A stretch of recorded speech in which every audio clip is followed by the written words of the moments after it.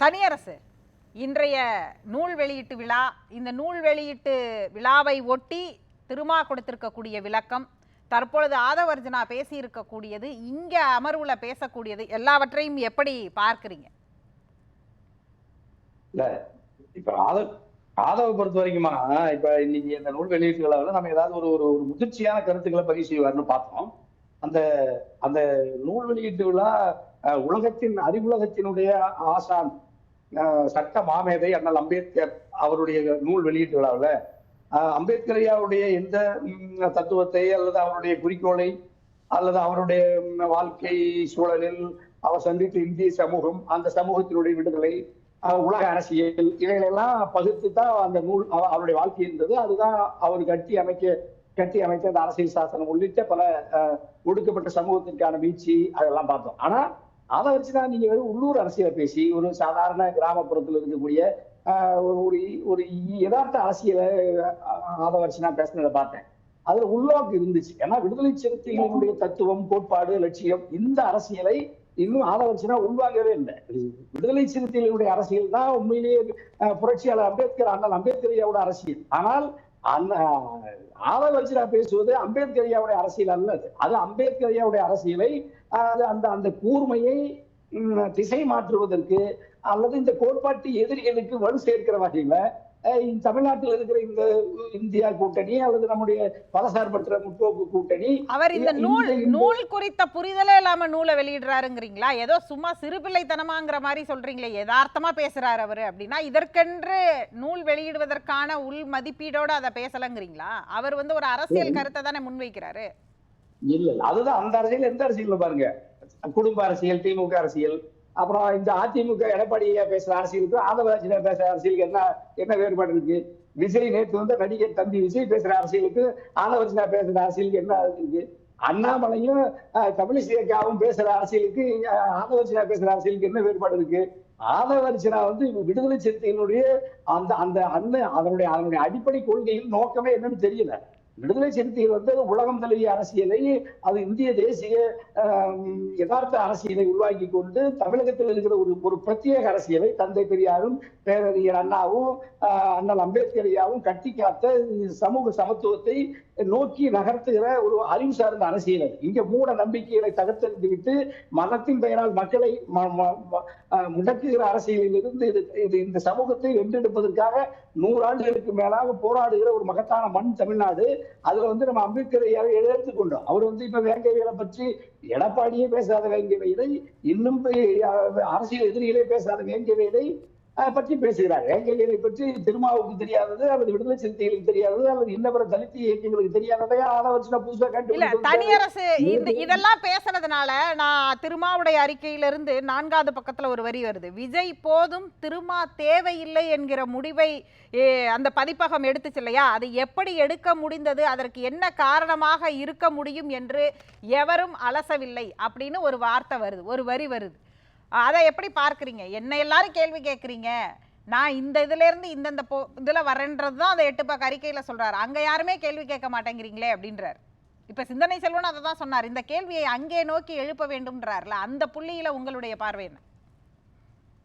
இல்லம்மா, நம்ம அந்த கேள்வியில விடுதலை சிறுத்தைகளுடைய நியாயத்தையும் அண்ணல் அம்பேத்கர் ஐயாவுடைய குறிக்கோளை அடைவதற்கு தான் நாம் ஒட்டுமொத்த தமிழ் சமூகமும் களமாடுகிறது. அது இந்திய சமூகத்தையே அதுக்காக தயார்படுத்துகிற பொறுப்பு தமிழ்நாட்டுக்கு இருக்கிறது. அதுல ஆதவர்ஜுனா இந்த கூர்மையை, இந்த ஓர்மையை சிதைக்க முயற்சிக்கிறார். அது என்ன கொடுமைனா, விடுதலை சிறுத்தைகளின் பெயரால தான் இந்த ஆய்வத்தை எடுக்கிறார். இதுக்கு முன்னாடி ஒரு ஒற்றை நபர் இவ்வளவு பெரிய விஷயத்தை செஞ்சிட முடியும்னு பார்க்கிறீங்களா?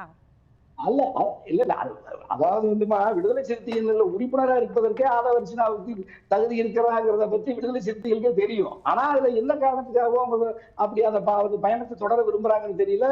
எப்பவுமே தடுமாறாத தலைவர் திருமா இதுல தடுமாறுறாரு. எனக்கு பெரிய வியப்பா இருக்கு. ஏன்னா நீங்க குபேந்திரன் சொல்றதோட நீங்க ஒத்து போறீங்க. அதாவது அவர்கிட்ட ஒரு குழப்பம் இருக்குது அப்படின்னு சொல்றீங்க. விசிகாவுடைய தலைவர் திருமாவளவனிடம் இந்த விஷயத்துல ஒரு குழப்பம் இருக்கிறது அப்படிங்கறதோட ஒத்து போறீங்களா? எந்த காலத்திலையும் தடுமாறாத தலைவர் திருமா ஆதவர்ஜுனா விடயத்தில் தடுமாறுவது பெரிய வியப்பது. பெரிய அரசியல் அறிஞர்கள், ஞானிகள் ஆதவர்ஜுனாவுடைய அந்த அடிப்படை துவக்க நிலையிலிருந்து முரண்படுவதிலிருந்து தொடர்ந்து திருமாவட்ட இந்த கேள்வியை வைக்கிறாங்க. எப்பொழுதுமே திருமா பரிசுத்தமாக இருந்து எல்லா கருத்துக்களும் வெளிப்படையாக பேசக்கூடிய திருமா விடுதலை சிறுத்தைகளுடைய துணை பொதுச் செயலாளர் பொறுப்பை கொடுத்து விட்டு ஆதவர்ஷனா அங்கே எங்கேயோ இருந்து வந்து கட்சிக்கும் தத்துவத்துக்கும் அம்பேத்கருக்கும் சம்பந்தம் இல்லாத விஜய் இந்த நூல் வெளியீட்டு விழாவுல கலந்துக்கலனா அம்பேத்கர் இந்த விழாவுல விஜய் கலந்துக்காம விசிகாவுடைய தலைவரும் அம்பேத்கருடைய பேரனும் இந்த விழாவுல கலந்துக்கிட்டு இந்த நூலை வெளியிட்டு இருந்தாங்கன்னா அது இவ்வளவு பெரிய கவனம் ஈர்க்கப்பட்டிருக்குமா, பேசு பொருளா இருக்குமா? நாங்க தான் அதோட பேசு பொருள், நாங்க தான் சென்டர் ஆஃப் அட்ராக்ஷன் அப்படிங்கிறாரு சம்பத்குமார். அதற்கு தனியரசுடைய பதில் என்ன? ஆமாமா, இப்படி அட்ராக்ஷன்ங்கிறது அந்த கவனத்தை ஈர்க்கிறது நோக்கம் இல்லமா. இந்த கவனத்தை குவித்து அம்பேத்கர் ஐயாவினுடைய இந்த லட்சியத்தை அடைவதற்கு வாழ்நாளெல்லாம் உழைக்கிற தலைவனுக்கு, உழைக்கிற இயக்கத்துக்கு, விடுதலை சிறுத்தைகளுக்கு இல்லாத, திருமாவுக்கு இல்லாத அக்கறை அந்த மேடையில் இருக்கிற விஜய்க்கோ, அந்த மேடையில் இருக்கிற ஆதவர்ஷனாவுக்கோ, அந்த மேடையில் இருக்கிற எங்க அண்ணன் விகடன் குழும தலைவர் கிருஷ்ண சீனிவாசன் ஐயாவுக்கோ வேற யாருக்கு இருக்கு?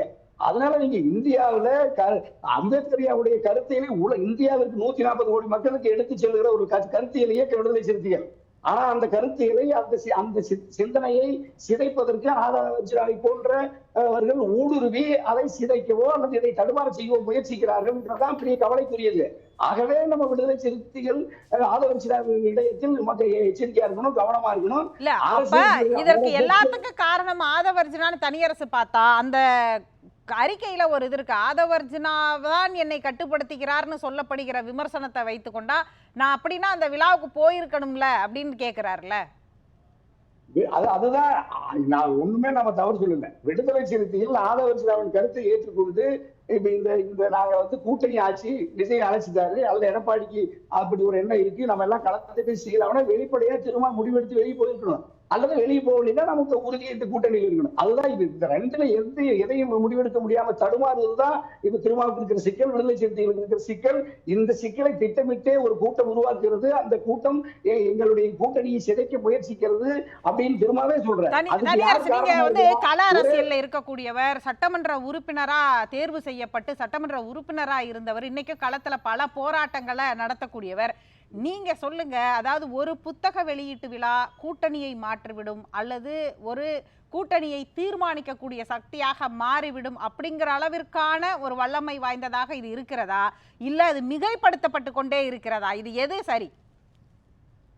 அம்மா, இதுல தகுதி இல்லாத இந்த விழா தகுதியற்றவர்களால் உலகத்திலேயே தகுதி வாய்ந்த ஒரு தலைவனின் பெயரால் எடுக்கிற விழா. அதுதான் இப்ப கொடுமை. அம்பேத்கர் அவருடைய நூலை அம்பேத்கர் பெயரில் அனைவருக்குமான தலைவர் அம்பேத்கர் பெயரை வச்சுட்டு அவங்க பேரனே இருக்கிறாரு, எப்படி இந்த தகுதிக்கான அளவுகோலா நீங்க எதை வைக்கிறீங்க? நடத்துகிற இந்த விழாங்கிறதுனால இன்னைக்கு திரும்ப அதை எச்சரிக்கையா இருந்து கவனமா விலகிட்டாரு. இன்னும் சொல்ல போனா திரும்ப பல இடத்துல இந்த 2 நாளா பாருங்க, எல்லா பதிலும் என்ன சொல்றாரு, தலைவர் திருமா சொல்றாரு, நாடாளுமன்ற உறுப்பினர் சொல்றாரு, அதாவது இந்த மேடையில் அரசியல் பேச மாட்டார்கள், முழுக்க முழுக்க அம்பேத்கர் ஐயாவுடைய குறிக்கோள்களை, லட்சியங்களை இந்திய நாட்டில், தமிழ்நாட்டில் எடுத்து செல்வது குறித்து ஒரு விரிவான அறிவுபூர்வமான விவாதம் நடக்கும், அந்த கருத்து நடக்கும் அப்படின்னு பார்த்தா எதுவுமே நடக்கல. இன்னும் மறுபடியும் குடும்ப ஆட்சி திரைப்படத்தை கையில் வச்சிருக்காங்க, வேங்கையில சாதி கொடுமைன்னு நீங்க நேர திமுக அட்டாக் பண்றீங்க. எடப்பாடி பத்தி திமுக ஒரு வார்த்தை பேசியிருக்காரா எங்கேயாவது ஆதவர்ஷனா?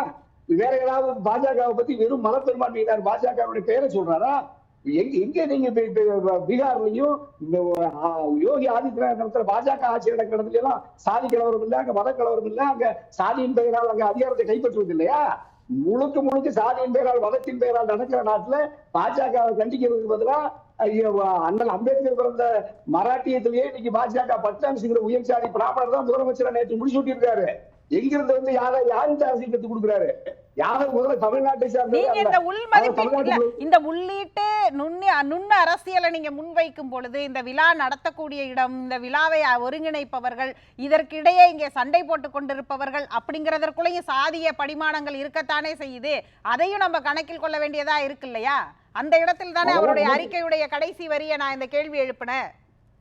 அதெல்லாம் நமக்குள்ளேயே பேசிமா நீண்ட நெடுங்காலம் இந்த உரையாடல் நடந்து, விவாதம் நடந்து, சண்டை நடந்து, போராட்டம் நடந்து, கடுமையான வழக்குகளை சந்தித்து சட்டமன்றத்துக்குள்ளேயும் பாராளுமன்றத்துக்குள்ளேயும் மக்கள் மன்றத்திலையும் களத்துல தெருவுல போராடி சிறைப்பட்டு எல்லா நிலைகளிலும் பக்குவப்பட்டே இந்த சமூகம் ஆயிரக்கணக்கான ஆண்டுகளா இருந்த எல்லா தடைகளையும் தகர்த்து கொண்டே வர்றோம். நம்ம அது முழுமை அடையலைங்கிறது நம்ம எல்லாத்துக்கும் தெரியும். ஆனால் அது முழுமை அடைவதற்கு நம்ம எல்லாரும் களத்துல வரைக்கும் வேலை செய்யணும்ல, எங்கு தடை இருக்கிறது? ஆகவே பேசலாம். விடுதலை சிறுத்தைகளுடைய குறிக்கோளை, அண்ணல் அம்பேத்கருடைய குறிக்கோளை அடைவதற்கு தமிழ்நாட்டில் ஏற்கனவே அந்த அரசியல் இங்கு வலிமையாக கட்டி அமைக்கப்பட்டிருக்கிறது. அப்படிப்பட்ட கட்டி அமைக்கப்பட்டிருக்கிற அரசியலை சிதைப்பதற்கு தான் அதை வச்சு நான் ஊடுருகிறார். விடுதலை சிறுத்தைகள் எச்சரிக்கையா இருக்கணுங்கிறதாம நம்முடைய வேண்டுகோள்.